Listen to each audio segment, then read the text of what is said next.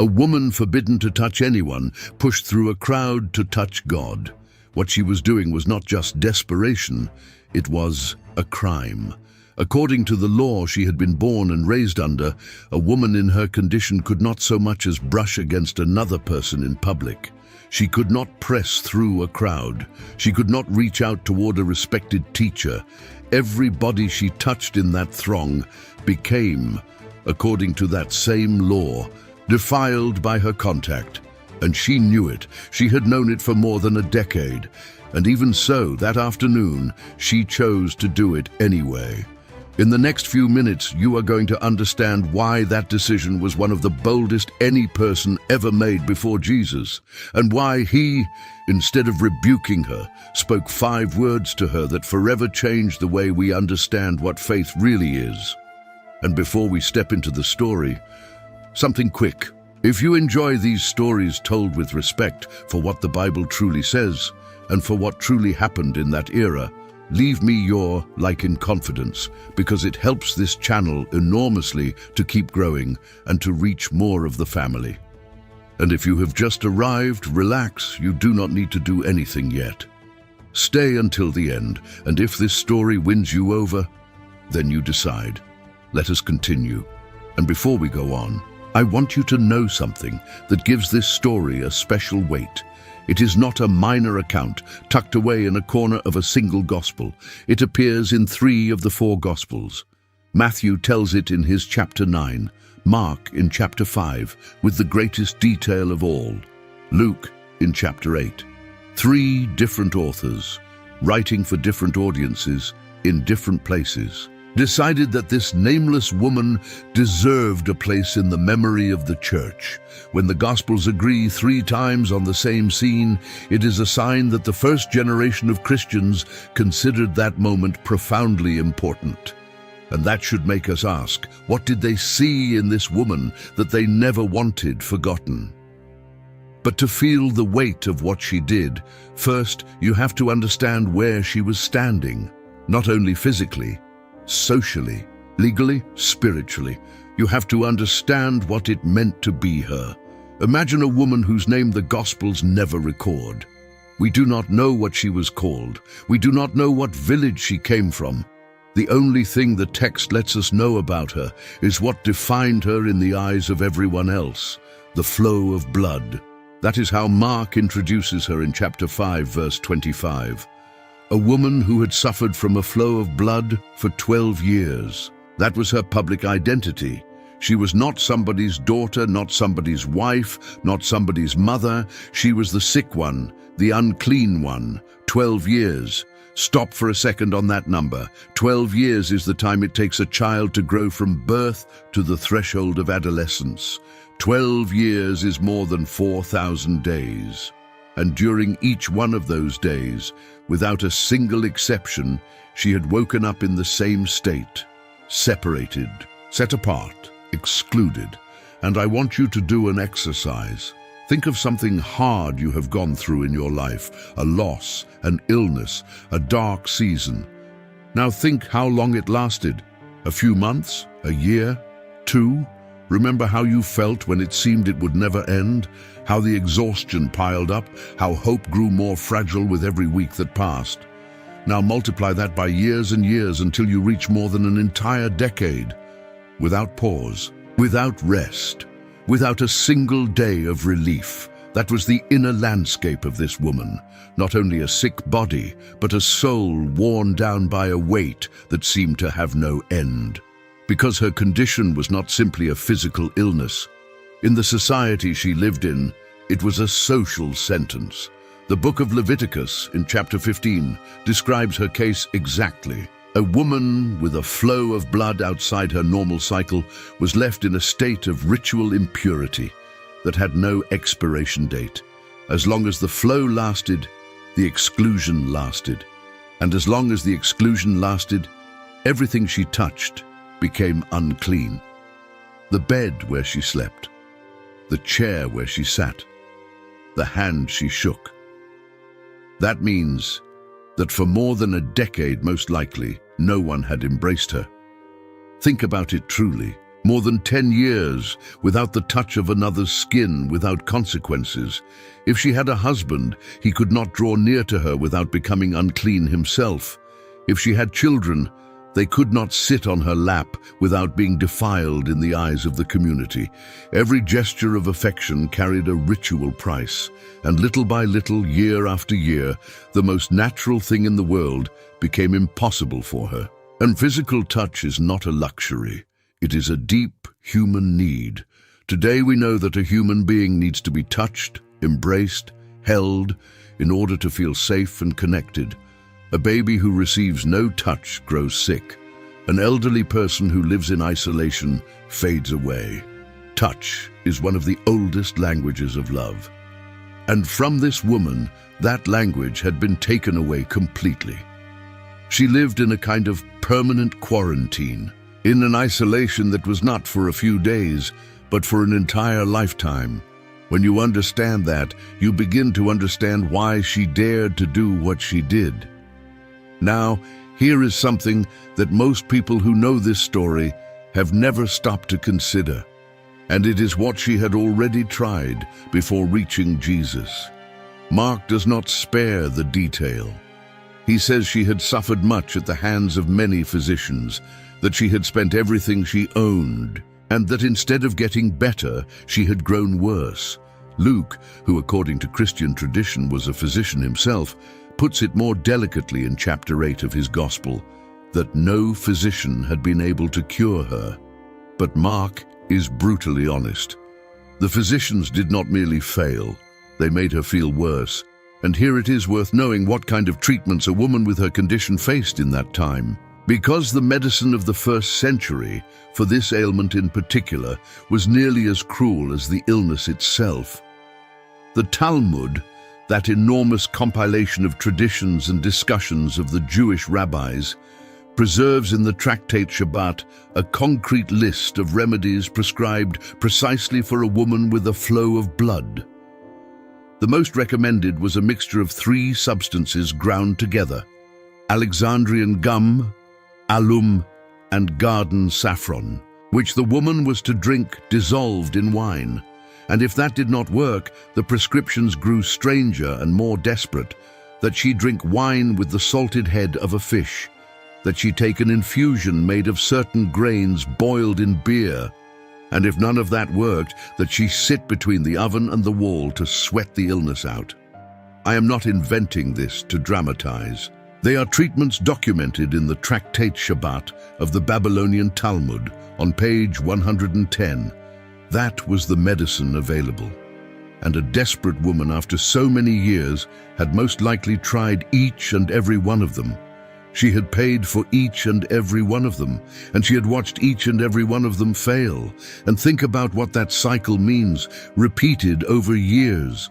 A woman comes to a physician with fresh hope. She pays what they ask, sometimes more than she can afford. She follows the treatment with discipline, clinging to the possibility that this time it will be different. She waits, and nothing changes, or worse, it gets worse. So she seeks another physician with another promise, another cost, another hope. And the cycle repeats. Each failure was not just a medical disappointment. It was a wound in the soul. It was hope rising and falling, again and again, until raising it once more cost more each time. That invisible wearing down, that weariness of a heart that has hoped too many times in vain, was perhaps the heaviest part of her burden. That is why it helps to understand that when she decided to approach Jesus, she did not do it from the freshness of a first hope. She did it from the exhaustion of the 100th hope. She did it knowing, from bitter experience, what it feels like when an expectation collapses, and even so, she found the strength to hope one more time. That is not naivety. It is a kind of courage known only to those who have been disappointed many times and decide, against all logic, to believe again. So when Mark says she had spent everything she owned, he's not exaggerating. He's describing a person who reached the end of every possible human resource: physicians, money, remedies. Hope, all spent, all used up, all failed, and now stop, because there is a dimension of her suffering that does not appear directly in the text, but that any person of the first century would have understood at once. Her poverty, a woman with no husband to support her, or with a husband worn out by years of medical expenses, with no possibility of working normally because of her constant weakness, with no full access to the life of the community. The illness had not only robbed her of health, it had robbed her of money, of standing, of future. In a society where a woman depended on her place within a family and a social network, she had been pushed little by little toward the margins, toward the edge, toward oblivion, and there is a weight even more silent, one that is not measured in coins. Shame. Imagine what it means to carry, year after year, a condition that the entire culture considered not just an illness, but a form of impurity. Every time she had to step aside, every time she watched other women go to the well, to the market, to the feasts, while she calculated whom she could approach and whom she could not. Every glance she felt at her back. Chronic shame does not shout, it whispers, and it always whispers the same thing. You do not belong. You are the problem. You contaminate. After so long listening to that whisper, a person begins to believe it, begins to shrink, begins to take up the least space possible, to speak as little as possible, to disappear a little more each day. And that is most likely the woman who approached Jesus. Not a heroine sure of herself, but someone whom life had taught lesson after lesson, that hoping was dangerous and that standing out was risky. Which makes what she is about to do all the more extraordinary, and it is exactly at that point, at the absolute bottom, that she hears a name: Jesus. Stay with me, because what comes now is the exact moment when an entire lifetime of defeats meets a single decision. She had heard about him. Mark says that too, explicitly, when she heard about Jesus. In that region, news traveled from mouth to mouth, at the wells where women drew water, in the markets, on the roads, and the name of this teacher from Nazareth came loaded with reports, that he had opened the eyes of a blind man, that he had made a paralytic walk, that with a word he had calmed a storm on the Sea of Galilee, that he had even touched a leper, and instead of becoming unclean, had left the leper clean. It is worth pausing to imagine how that news reached her. Because a woman in her condition lived on the edge of public life, but the news filtered even to the margins. Perhaps she heard it from another woman at the market, speaking in a low voice about the rabbi who healed. Perhaps she heard it from the doorway of her house, while a group of travelers passed by talking about what they had seen in another village. Perhaps a relative came home one day with a kindled look, telling how in Capernaum a man had done things no one could explain. However it reached her, that news lit in her something that had long been extinguished: possibility. And here it helps to understand the world she lived in. Galilee, in the first century, was a region of small villages and towns along the shore of the lake, where almost everyone knew everyone. Life revolved around the synagogue, the work of the land and the fishing, the religious feasts and the family. In a world like that, there was none of the anonymity of large modern cities. Everyone knew who was sick, who was unclean, who had fallen into disgrace. A woman with her condition could not hide from the gaze of her community. Her illness was, in a sense, public property, and that made the idea of approaching a famous teacher in the middle of a crowd all the more risky. Someone could recognize her. Someone could point at her. Someone could shout out what she was. That last detail, the one about the leper, must have echoed in her in a way you and I can hardly imagine, because she, like the leper, was one of the untouchables. She was one of those who contaminated. And here was someone of whom it was said that contact with the unclean did not stain him, but healed the unclean. And then, in her mind, an idea began to take shape. A dangerous idea, a forbidden idea. Mark lets us hear her thought. It is one of the few moments in the entire gospel where we are shown what someone is thinking on the inside. She said to herself, "If I just touch his cloak, I will be healed." Chapter 5, verse 28. Not his hand, not his face, just the edge of his garment, just the hem of his cloak. That would be enough for her. And someone might ask, was that not superstition? Was she not treating the cloak as if it were a magic amulet, an object with powers? It is a fair question, and it is worth answering, because the answer reveals something beautiful about how God treats those who approach him. It is quite possible that this woman's theological understanding was imperfect. It is possible that she mixed true trust with popular ideas of her time about contact and power. But notice what Jesus did not do. He did not reject her for having an imperfect theology. He did not demand that she first understand everything correctly.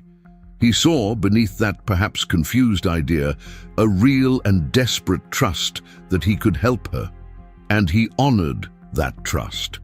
That should be a relief for anyone who has ever felt that their trust is too small, too clumsy, too mixed with doubts to be of any use. God does not wait for your trust to be perfect in order to respond. What he seeks is not the precision of your theology, but the direction of your heart.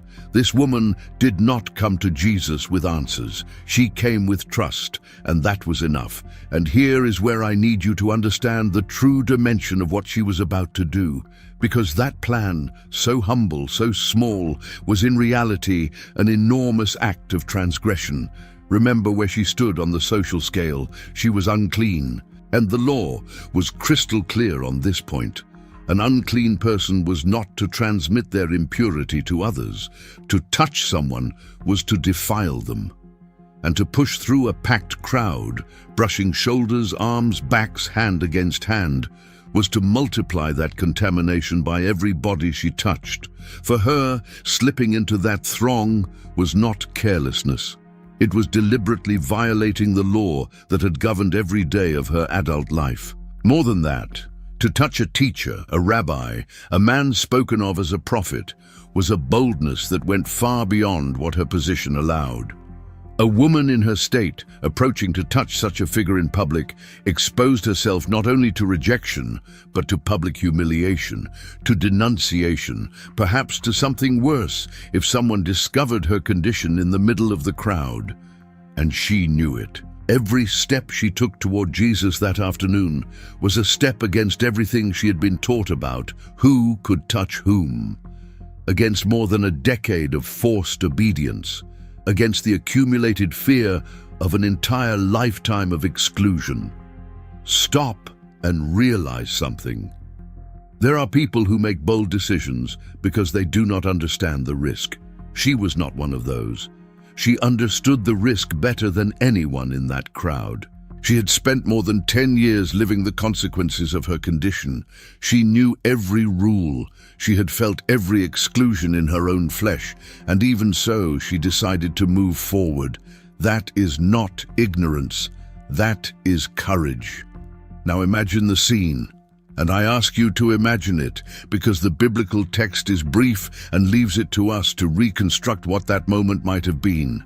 A narrow street in a village of Galilee, the sun beating down hard, the dust rising under hundreds of feet, and a crowd so dense that, as Luke says, the people were literally pressing in on Jesus, crushing him on every side. And in the middle of that sea of bodies, a woman covered, perhaps stooped from years of weakness and anemia, slipping through the people, not from the front where everyone would see her, from behind. Mark stresses it. She came from behind. She wanted to go unnoticed. She wanted to touch and disappear, to steal a healing without anyone noticing, without having to explain who she was or what she had. Every step must have been an inner battle. What if someone recognizes her? What if they discover her impurity? What if they push her aside before she reaches him? What if all this is nonsense and she is left looking foolish? Years of broken hopes weighed against her. 12 physicians or more, had taught her that to hope was to prepare for another disappointment. Imagine the scene that might have unfolded, one among many possible. The midday heat clinging to the skin, the smell of dust, of the crowd's sweat, of the leather of the sandals. Voices shouting everywhere, people who wanted to see the teacher, children lifted onto their father's shoulders, men arguing, women calling to their children. And in the middle of all that noise, she, low, hunched, trying to keep her face from being seen beneath the cloak, calculating every movement, taking advantage of every gap between the bodies, holding her breath each time an elbow brushed her, praying that no one would turn to look at her, that no one would ask who that woman was, pushing her way through with such urgency. And as she advanced, it is likely that a single sentence spun in her mind over and over like a heartbeat. If I just touch him, if I just touch him, if I just touch him. It was not an elaborate prayer. It was not a theological declaration. It was the simplest and deepest cry of a heart that had nothing left to lose. And yet she advanced, inch by inch, until she had him within reach, and then she stretched out her hand. What she touched was not exactly Jesus's ordinary clothing, and this detail is fascinating because it connects with something deeply Jewish that many modern readers overlook. The word the Gospels use for what she touched in Greek is kraspedon, and kraspedon does not mean simply any border or hem. It refers to the tzitzit, the ritual tassels that observant Jewish men wore on the four corners of their cloak, just as the book of Numbers commanded in chapter 15, verses 37 through 41. Those tassels were not decoration. They were a physical reminder of the commandments of God. Every time a Jew saw them or touched them, he was to remember that he belonged to God and that he was called to live according to his precepts. So when this woman stretched out her trembling hand, she did not grasp just any piece of cloth. She grasped, without fully knowing it or knowing it perfectly, the very symbol of God's faithfulness to his people. And there is yet another layer to this, one worth knowing. Centuries before, the prophet Malachi had written an enigmatic sentence. In chapter 4, verse 2, he announced that for those who feared the name of God, the Sun of Righteousness would rise and bring healing in its wings. The Hebrew word translated as wings is kanaf, and kanaf is exactly the same word that designates the corners of the cloak. The corners where those ritual tassels hung, healing in his wings, healing in the corners of his cloak. We cannot claim that she knew that prophecy and held it in mind. That would be going beyond what the text says. But the attentive reader of the first century, who knew the scriptures by heart, could not help noticing the connection. The woman who sought healing stretched her hand toward the wings of the cloak, exactly where an ancient prophet had promised the cure would come. And think about what this suggests about who Jesus is. Those tassels on the corners of the cloak were, for every Jew, a reminder of the commandments of God, a sign of belonging to the covenant.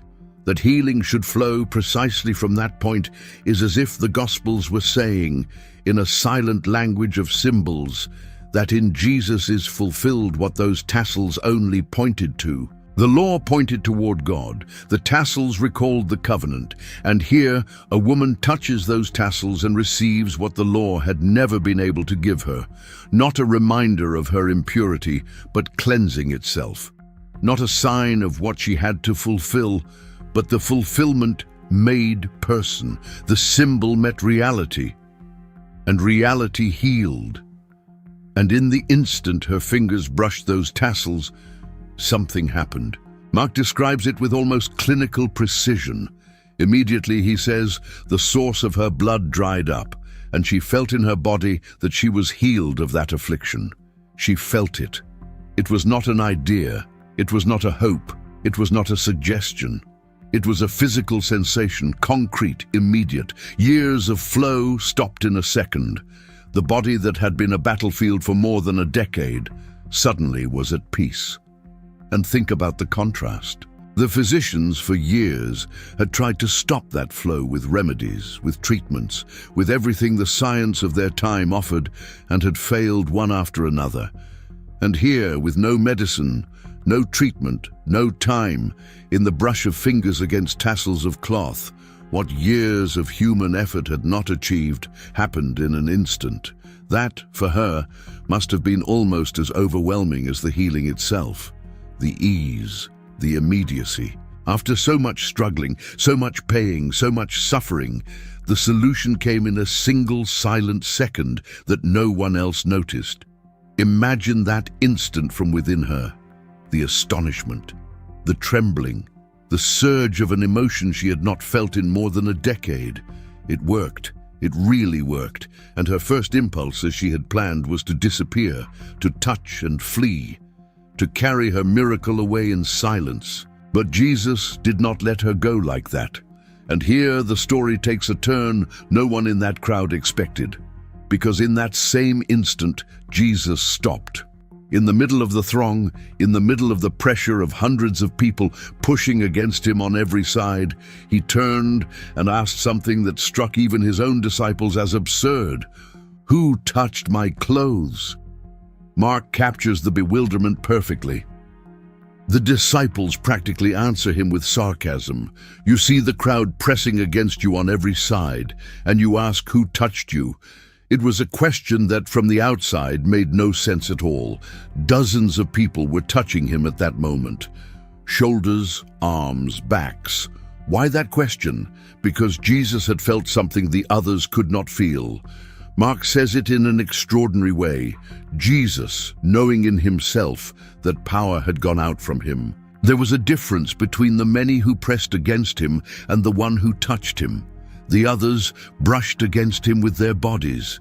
She touched him with her faith, and that difference, invisible to all present, was perfectly clear to him. And here there is something worth noticing, because it is unique in all the Gospels. It is the only miracle of Jesus in which the healing seems to occur, so to speak, before he himself consciously decides it. In all the other cases, Jesus speaks, commands, stretches out his hand, decides. Here, a woman touches the edge of his garment on her own initiative, and the power flows. Some have wanted to read this as if the cloak were magic, as if the power worked on its own, almost automatically. But the text makes clear that it was not so. Jesus notices it. Jesus identifies it. Jesus distinguishes that touch among hundreds. It was not the cloth. It was the encounter between the power of God and the faith of a woman. The cloth was only the point where those two things met. And that teaches us something precious, that God is not indifferent to the one who approaches him, even if they approach clumsily, even if they approach from a mistaken theology, even if they approach thinking they need to touch an object. What he honors is not the perfection of the method. It is the reality of that trust. And here is where I need you to stop and think about something, because it is the heart of this whole story. Jesus had already healed her. The miracle had already happened. The woman already had what she had come to seek. If the only thing that mattered were the physical cure, Jesus could have kept walking. She would have gone away healed, in silence, anonymous. Case closed. And yet Jesus stopped. Why? Because the physical cure was not all he wanted to give her.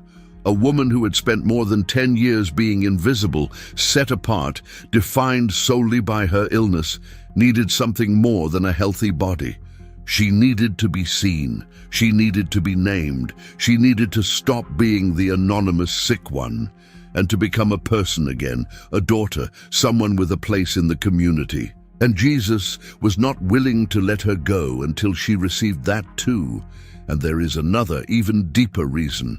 She had planned to touch and flee, to receive in secret and disappear into anonymity.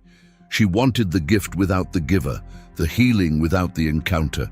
And Jesus, by stopping, offered her something infinitely better than a miracle stolen in silence. He offered her a relationship. He drew her out of anonymity, not to shame her, but to meet her face to face, to look her in the eyes, to speak to her. because a faith that hides is still a half-faith. And Jesus wanted her to know without any doubt that she had not received a magical healing from an object, but a personal gift from someone who saw her, knew her, and loved her. Imagine what she felt when he asked who had touched him. The panic, the miracle she had just received in secret, suddenly exposed. Mark describes it without adornment. The woman, fearing and trembling, knowing what had been done in her, came and fell down before him and told him the whole truth, not a part, the whole. Before the entire crowd, this woman who had wanted to go unnoticed had to confess who she was, what she had, how long she had suffered, and what she had done. She had to admit, in front of everyone, that in her condition of impurity, she had pushed through them and touched them. It was the scenario she feared most: total exposure, public judgment, and notice something. It took a first courage to push through the crowd and touch the cloak, but it took a second courage, perhaps greater still, to step forward and confess it all. The first she did in secret, hidden among the bodies. The second she had to do in plain sight of everyone, with nothing to protect her. She could have stayed silent. She could have lost herself in the crowd, pretending it had not been her. No one would have given her away. But she did not.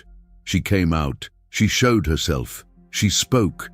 And that second courage, the courage not to hide after being discovered, is what opened the door to everything that came afterward. Because if she had fled in silence, she would have carried away a healthy body and a heart still hidden. By stepping forward, she received far more than the cure. She received the encounter. She received the word. She received her new name. The courage to show herself even while trembling was what transformed an anonymous miracle into a complete restoration. And she did it on her knees, trembling. And what does Jesus do with that trembling confession? He does not rebuke her. He doesn't mention the law she had broken. He does not say a single word about the impurity, about the contaminated crowd, about the audacity. Instead, he says something no rabbi of his time would have said to a woman in her state. He calls her daughter. Daughter. In all the Gospels, this is the only recorded moment in which Jesus addresses a woman with that word. Daughter. A word of belonging. A word of family. To a woman who had most likely gone more than a decade without anyone touching her, without anyone claiming her as their own, Jesus names her daughter in front of the whole crowd that moments earlier would have rejected her. Stop on the weight of that word. For years, this woman had been called many things, almost all of them cruel. The unclean one, the sick one, the one who contaminates. She had probably heard whispers as she passed, had seen how mothers pulled their children away from her path, had felt the contempt in every glance. Her identity, in the eyes of her world, was a label of exclusion. And now, in a single instant, the most respected teacher in the region gives her a new identity, not the unclean one. Daughter, not the one who contaminates, daughter, not the cursed one, daughter. And it is a word that says something more still. Because by calling her daughter, Jesus does not place her as a stranger receiving a favor, but as someone who belongs to the family of God. He is telling her in a single word that she has a father, that she has a place, that she has a home. The woman who entered that scene as a nobody leaves it as a daughter. And no diagnosis, no label, no rejection from the community can carry more weight than that word spoken by the Son of God. And if you know someone who needs to hear exactly that today, who carries a label that others placed on them and cannot manage to shake off, share this story with that person. Sometimes a single word spoken at the right moment changes an entire life. And then he speaks the words that give this story its title, "Daughter, your faith has healed you. Go in peace and be freed from your affliction." Stay here for a moment, because every part of that sentence is deliberate, and every part undoes years of pain. Your faith has healed you. Notice what Jesus does not say. He does not say, "My power has healed you," even though it was his power that healed her. He does not say, "Being lucky has healed you." He does not say, "Touching my cloak has healed you," as if it were a magic object. He says, "Your faith." He puts the emphasis on her trust, on that bold decision to believe that, even after so many years of defeats, it was worth risking everything to touch the edge of a cloak. Because that is what her faith had been, not a lukewarm emotion, not a vague desire. Her trust had been a concrete action, brave, costly. She had pushed through a crowd that could have crushed her. She had violated a law she knew perfectly. She had exposed herself to public humiliation, all because she believed, against all the evidence of so many years, that this man was different. Her faith was not just to think. Her faith was to move forward. And there is one more richness in that word, healed, that Spanish does not quite capture and English does not either. The Greek verb Mark uses is sozo, and sozo is a double-edged word. It means to heal, to cure from an illness, but it also means to save, to rescue, to deliver, to make whole. It is the same root that appears when the Gospels speak of the salvation of the soul. So when Jesus tells her, "Your faith has sozo you," he is telling her two things at once. Your faith has cured your body, and your faith has saved you from something deeper than the illness. The sentence embraces the blood that stopped, and at the same time, the whole life that was restored. The woman received not only a medical cure, she received a complete salvation, from head to toe, of body and of soul, and then go in peace. In Hebrew, the word for peace is shalom, and shalom does not mean simply the absence of conflict, it means fullness. It means that everything is in its place as it should be. It means restored wholeness. When Jesus tells her, "Go in peace," he is not giving her a courteous farewell, he is giving her back her entire life. The life that the illness had robbed from her piece by piece, season after season, and finally, be freed from your affliction. The word translated as affliction is interesting. In Greek, it is mastix, which literally means whip, scourge. Her illness had not been merely an annoyance, it had been a whip, a continual punishment, 12 years of invisible lashes. And Jesus declares with authority that the whip stopped forever. Think of the complete transformation that occurred in those few minutes. A woman entered the scene as an anonymous untouchable, defined by her illness, drained of resources, hiding among the people. And she left the scene named daughter, healed in body, restored to the community, with the peace of God spoken over her, and with her faith publicly praised by the very man she had been afraid to touch. That was not just a cure. It was a social resurrection, a life given back. Now then, there is something in this story I want you to see clearly, because it changes the way we understand what faith is, and it has to do with the contrast between her and almost everyone else. Consider who else approached Jesus asking for things. Religious leaders who demanded signs from heaven in order to believe. Crowds who followed him for the loaves he multiplied. Disciples who argued among themselves about who would be the greatest. People who approached with credentials, with questions, with demands, with conditions. And then there is her, with no name, with no position, with no credentials, with nothing to offer except a desperate need and a fragile conviction that he could help her. She did not demand a sign. She did not ask for a debate. She did not claim anything aloud. She simply believed, enough to risk everything to touch a tassel of cloth. And it was precisely to her, not to the powerful, not to the demanding, not to those who had everything figured out, that Jesus gave the praise, saying, "Your faith has healed you." The trust he singled out was not that of the one who had answers. It was that of the one who had nothing but trust. And notice a pattern that runs through all the Gospels, because she is not the only one. That same sentence, "Your faith has saved you," Jesus repeats at other moments, and always to the same kind of people. He says it to Bartimaeus, a blind man who begged at the side of the road and who shouted the name of Jesus so loudly that the people tried to silence him, according to Mark 10:46 through 52. He says it to a woman labeled a sinner who washed his feet with tears in the house of a Pharisee in Luke 7. He says it to the one leper of 10 he healed who came back to thank him in Luke 17. Always the marginalized, always those whom the religious system had left out, always those who had neither position nor merit to present, only a desperate trust.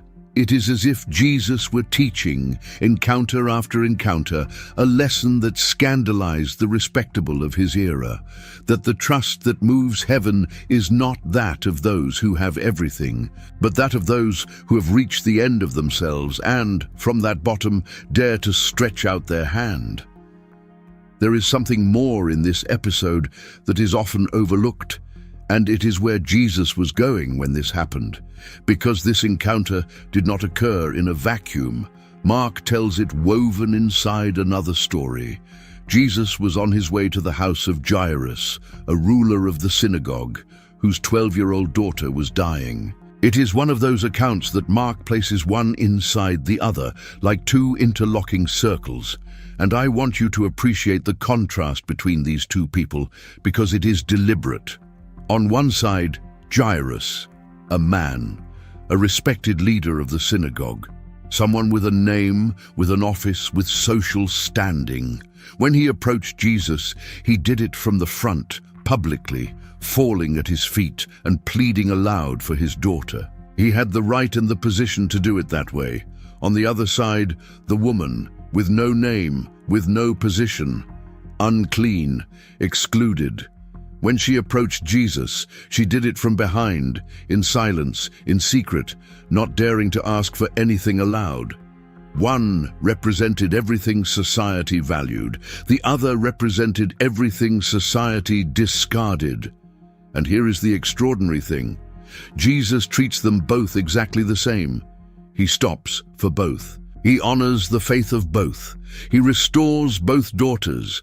He does not give priority to the leader for being a leader. He does not despise the woman for being a stranger. For him, the urgency of an important man and the desperation of an invisible woman carry the same weight. And notice the detail that connects the two stories. The daughter of Jairus was 12 years old. The woman had been ill for 12 years, 12 years of life in the one, 12 years of slow death in the other, the same number marking two forms of loss. And while Jesus was stopping to heal and to name this woman, the news arrived that every parent fears. The girl, Jairus' daughter, had died. Why trouble the teacher any further, they told him. It is too late now. The delay caused by the woman seemed to have cost the girl her life. Imagine what Jairus felt in that instant. He had found the only man who could save his daughter. He had him walking toward his house. And then an ordinary woman, a stranger in the crowd, had interrupted the way, had stolen precious minutes. And those minutes seemed to have been the difference between life and death. Any father would have felt that interruption had cost him everything. But Jesus, who had just told the woman, "Your faith has healed you," turned toward Jairus, sunk in his worst moment, and said, "Do not fear, only believe." The same words, in essence, the same invitation to trust. And shortly afterward, in the house of Jairus, in the midst of those already weeping and mocking him for saying the girl was only sleeping, he took the dead girl by the hand, spoke to her in her own tongue, and told her to rise. And the girl came back to life and stood up. Two daughters, one of 12 years of age, the other of 12 years of suffering, both restored on the same day, by the same trust, by the same power. Mark did not weave these stories together by chance. He wanted us to see that the faith of a despised woman and the faith of a respected leader received the same response from the same Jesus, that before him, the daughter of the synagogue ruler and the woman with no name are both simply daughters. And there is a lesson hidden even in that interruption that seemed so costly, because to human eyes, stopping for the woman put the girl at risk. But Jesus was not limited by time as we are. The delay that seemed a tragedy became the stage for an even greater miracle. What seemed a fatal loss was transformed into a resurrection. Sometimes, what we experience as a painful interruption of our plans is, in the hands of God, the preparation for something we would never have imagined. Let us go back for a moment to that initial decision, because there lies the key to everything, the decision to move forward. It is very easy to read this story from the happy ending and think it was obvious it would work, but she did not have the happy ending when she made the decision. When she decided to step into that crowd, she did not know she would be healed. She had no guarantees. The only thing she had was an entire decade of evidence that things did not get better. Years of physicians who failed. Years of useless remedies. Years of exclusion. All the logic of her experience told her to stay home, not to take the risk, not to expose herself to one more disappointment, one more humiliation. Every previous disappointment was an argument against trying again. And yet, she chose to believe one more time. She chose that the weight of so many failures would not have the last word. She chose that the possibility of healing was worth the risk of shame. She chose to move toward Jesus despite all the reasons she had to stay still. That is what Jesus called faith, not the absence of fear, because she was terrified, trembling, as the text says. Not the certainty of success, because she had none. But the decision to move toward him anyway, fear and all, doubts and all, with an entire decade of defeats on her back and all. The faith she had was not a faith without fear. It was a faith that moved despite the fear. And that dismantles a very widespread idea about what it means to believe. Many people think that faith is a feeling, that to believe means to feel secure, calm, free of doubts. And so, when fear or doubt arrives, they conclude they have lost their faith. But the story of this woman teaches the opposite. Her faith was not a feeling of security. It was a decision made in the midst of fear. She was terrified, and she moved forward anyway. She was trembling, and she stretched out her hand anyway. She doubted, probably, that this would be different from the 100 times before. And she tried anyway. To believe in this story is not the absence of doubt. It is what you do with your feet while your heart trembles. And that is a liberating definition, because it means you do not have to wait to feel strong in order to approach God. You do not have to resolve all your doubts first. You do not have to stop being afraid. The trust that moves mountains, according to this story, can be the size of a single trembling gesture toward the edge of a cloak. What matters is not the strength of the feeling, but the direction of the movement toward him. And perhaps that is why this story has resonated for 2,000 years in people who feel just like her. People who have spent years carrying something that does not get better. People who have tried everything they can think of and remain the same or worse. People who feel invisible, set apart, defined by their problem more than by their name. People who have accumulated so many disappointments that they hardly dare to hope for anything else. To all those people, this story says something very concrete. That faith does not require you to stop being afraid. That faith does not require you to have certainty. That faith sometimes is simply the decision to stretch out your hand one more time, even if you have stretched out your hand 1,000 times before with no result. Think of someone today in our time who drags along an illness no physician manages to explain, who has gone from consultation to consultation, from specialist to specialist, accumulating tests, prescriptions, bills, and the same answer as always. We cannot find the cause. Think of someone who carries a wound no one sees, a depression that has lasted years. An addiction they have beaten 100 times, and that has returned 100 times. A shame that makes them feel, deep down, unworthy of being touched. That person knows from within what this woman felt. The weariness of waiting, the fear of hoping again, the temptation to give up in silence. And to that person, this story does not offer a magic formula nor a promise that everything will be resolved the way they want. It offers something more honest and more profound. It tells them that to move forward, even while trembling, is not foolishness, that faith is not the certainty that you will receive what you ask for, but the decision to approach God even when everything in your story tells you it is not worth it. And that the same one who stopped for a woman with no name on a dusty street in Galilee is still one who stops. And it tells them something more. That the Jesus of this story does not take offense when someone approaches him from the wrong place, in the wrong state, breaking the rules they were supposed to keep. This woman came unclean, came from behind, came in secret, came breaking the law. And Jesus did not correct her for the form. He praised her for the faith. There is a final detail worth noticing, and it is what Jesus made possible by exposing her publicly. Remember that she wanted to leave in silence.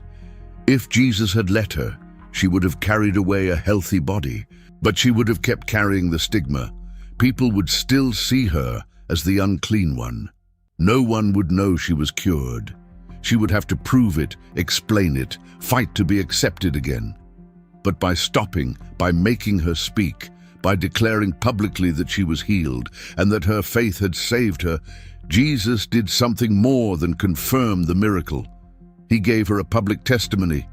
All that crowd that had surrounded her, the same one she had feared, heard from the lips of Jesus that this woman was healed and that she was a daughter. Her restoration was not a secret. It was an announcement. No one could ever treat her as before. Jesus did not only give her back her health, he gave her back her place among people, and it is worth understanding how enormous this was in its context. According to the law of Leviticus, a person who healed from their impurity was not automatically reintegrated. They had to go through a process, count the days, present themselves in some cases before the priest, fulfill rites of purification. Only then would the community accept them back. It was a slow path full of steps in which the person had to prove again and again that they were truly clean.